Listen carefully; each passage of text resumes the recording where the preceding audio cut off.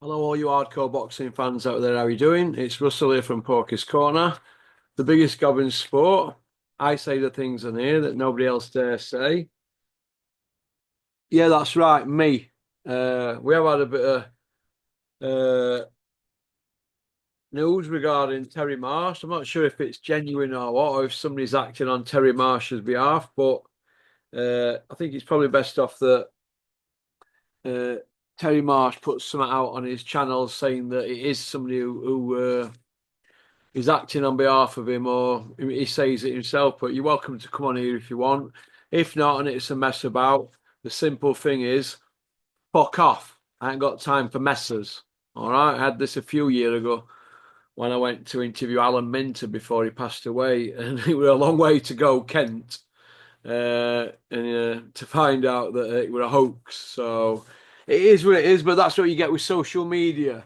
So right, let's start off with a couple of things that I've covered over the last few days, but I'm going to give my own opinion of it now. Now I've had time to think. I like to get other people's opinions who come on the channel, or the commission as I call it. A bit cringe, in it, but we like to have a bit of a giggle, don't we? We like to add a bit of comedy to something. A bit like me there, stood there in Amsterdam out of my face. I like to have a bit of a laugh, don't I? But we do get serious about boxing sometimes, and obviously I've just come down M1.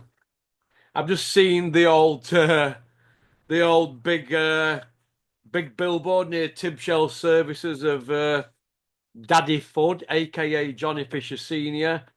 I mean, what sort of man does that when he's that big? I wouldn't have done that.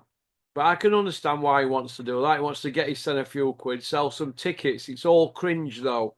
What I want to know is this: if your son's agreed terms, why are you not taking the fight with the lazy rhino? It's all got very, very boring now, in my opinion. All right. So, hey ho. The Leewood situation, I don't really care.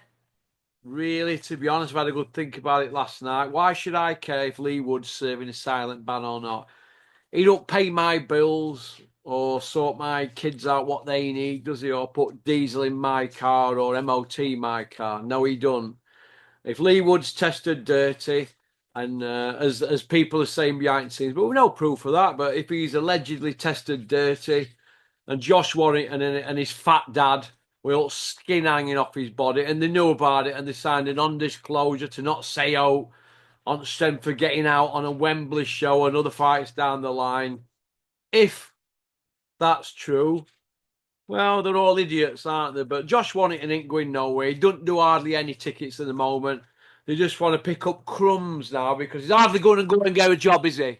Like the rest of them. So who cares? Do you know what I mean? Crusher Benn versus Eubank, as I've said before, and I'll say it again, it's two kids dining out off the dad's careers. One had 4 wins over world champions, Chris Eubank Sr. He won 19 world title fights, 19. Only 4 of them was a former, current, or a future champion. So who were the other 15? It's a bit like Joe Calzaghe having, was it 9 or 10 wins over champions out 22 title fights? But who was the other 12? You know what I mean? I know he beat Jones and Hopkins, but they weren't in title fights. But who were the other 12 out of them 22 title fights? Hey, all dossers. Be like Eubanks, padded out with WBO. Who cares? Nigel Benn, a little bit better record, but never had that dope test after the McClellan fight, did he? When he collapsed, soon went missing, didn't he? They all got him out of building. So these are two gimmicks who, between them, they've got a vacant British title from 9 years ago. Eubank Jr. beat Nick Blackwell. That is it. That's the story. Nick Blackwell was technically light middle. So the weight realization clause, that's with the IBF. So they're going to put an IBF trinket belt out there. Eubank, if he's that bothered about it, don't take the fight. If it bothers you that much, don't take the fight. Stop crying about it. Get on with it. Is Conor Benn a 147, Russell 154 or a 160? Conor Benn, for right money, would fight at heavyweight. Who cares? You know what I mean? He hasn't fought at welterweight for 3 years, so, he's not a welterweight, is he no more? Stop going on about it, Gad and Spencer Oliver, saying how brave Conor Benn is. He's been fighting at light middleweight 2 years. No, 3 years in April. It's 3 years in April. he last fought at welterweight, and he fights at the end of April. So we'll be into the 4th year since he's fought at welterweight. You're boring me with it now. Crawl out their arseholes. The garden jug ears. Is it a safe fight? No, it ain't a safe fight. Didn't anybody learn out from Kelbrook and Golovkin? I know that these two are not Kelbrook and Golovkin, and far from it, but it's still a weight difference in it, and body frames and all that. Trust me. You know, I've had rumbles with people a couple of stone heavier than me, and it's hard work. You know what I mean? It's hard work up close and that. So no, I don't think it's a safe fight, but they're not bothered, are they? The towel will come flying in. We all remember Kell Brook once he started getting touched up against Golovkin after the first couple of taps. Flex Ingle was sat there with a towel in his hand. Look, we know what this is. It's about money. Don't worry, Kell. You still got your IBF welterweight belt, and we'll feed you to Errol Spence, a bigger puncher than Golovkin at the time, pound for pound. Jesus. You know what I mean? No. A member at board from this area told me that Crusher hadn't even applied for his license. I'm not bothered. I'm just here to tell the tale. Right, Derek Chisora won last night, didn't he, on points against Wallin, the Wally. You know, who's 5 years removed from when he fought Fury and cut Fury. Is that what he's going to dine out on for the rest of his life? Why don't they feed Wallin to Moses Atome that I've heard this morning? Absolute joke. Chisora's won, but he looks a shot fighter, doesn't he? I know they had a couple of knockdowns, didn't they? But he like won an Oscar, didn't he, Wallin? He carried Chisora, in my opinion, but hey-ho.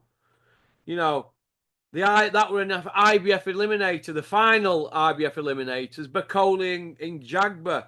Bakoli's too dangerous a fight for Dubar after he flogged a Jagba, and he's not commercially viable, so expect Chisora and Dubar to fight for the IBF next. That's what will happen.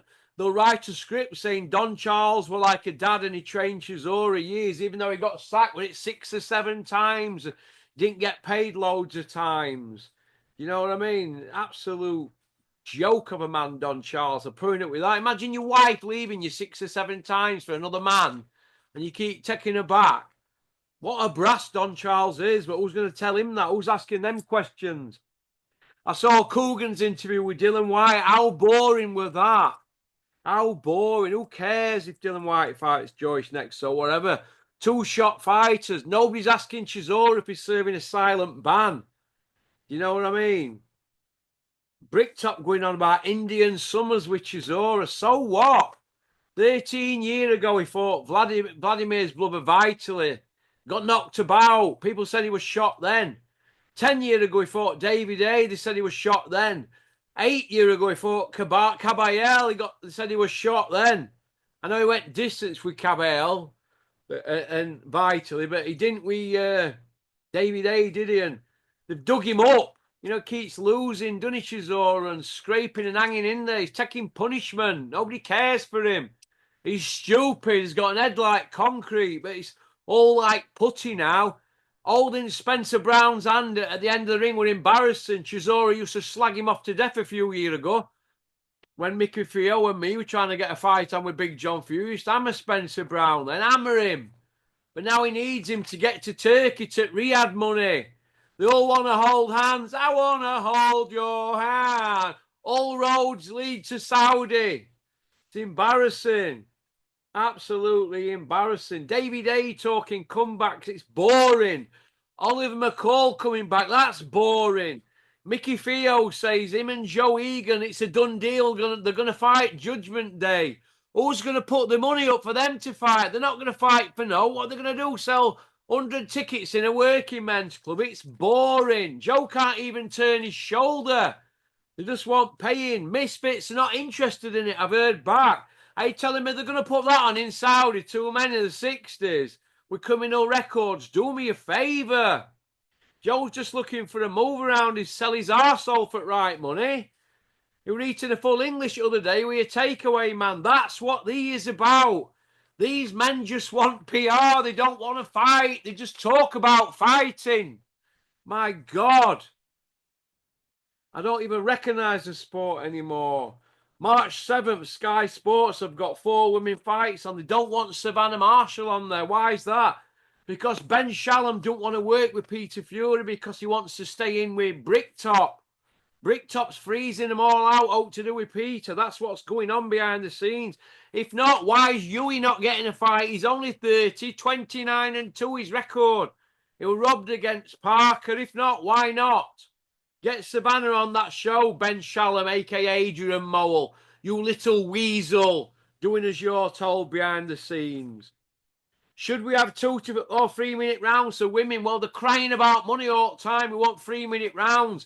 But women need drug testing as well as men. They're screaming about money. Canelo, Jake Paul, it's not on. Good. Thank God for the sake of boxing. Canelo Crawford's not on. Good. Thank God for the sake of boxing. Bivol, Beater, just cancel each other out again. Fight Benavidez. Jesus. We spoke about the Lazy Rhino versus Elmer Fudd. Get it made. It's boring us. You're boring us to death now with it all. So boring. Yarden Tunde practically sat on Bricktop's knees last night at that show. Why? Because they need to get back in mix. Grovel, grovel, grovel. Slurp, slurp, slurp. That's the only way in now. You've got to kiss arse. Peter Fury's not going to kiss arse to get Yui and Savannah on a show. But that's what you've got to do. It's embarrassing. Absolutely embarrassing. Will Bacoli and Dubois fight? No, they won't fight. Bacoli's not commercially viable, as I've said before. He's an hard night for Dubois.